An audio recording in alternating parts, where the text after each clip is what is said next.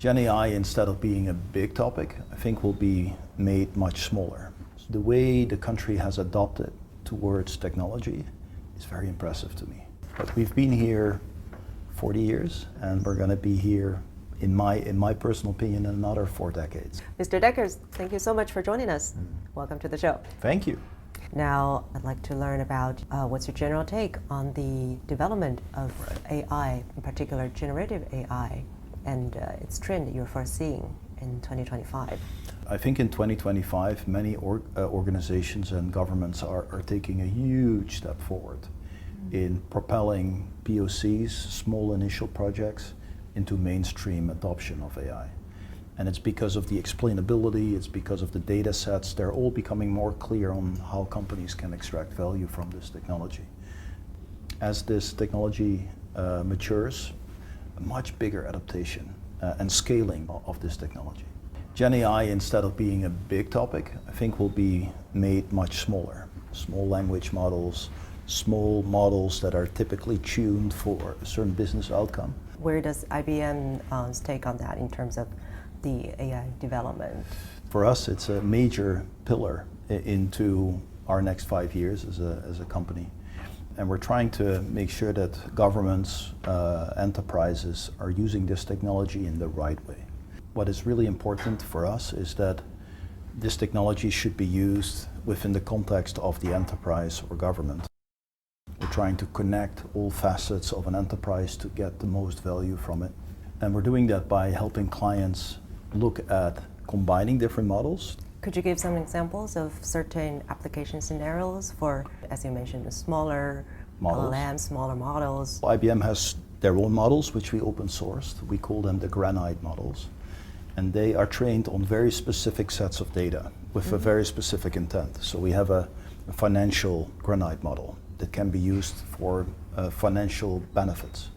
You could then supplement it with a certain skill. It could be a tax skill, or it could be an investor skill. Merge that together with maybe a language, Mandarin, as we're in China. That combination is very, very powerful for financial institutions and then can be leveraged for a certain outcome. How do you position China's market in the global business scale? I mean, first of all, I'm impressed of what China has done and what China continues to do. The way the country has adopted towards technology is very impressive to me.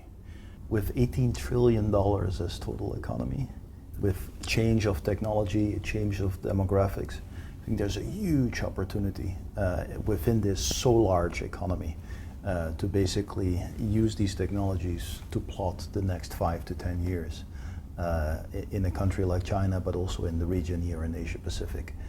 So I'm incredibly optimistic actually on where we can get to this year, next year, and the years ahead of us. The beauty here in Beijing, but I believe it's true for the whole of China, is that the entrepreneurial spirit I see with enterprises, with CXOs, is unparalleled, right? They want to move forward.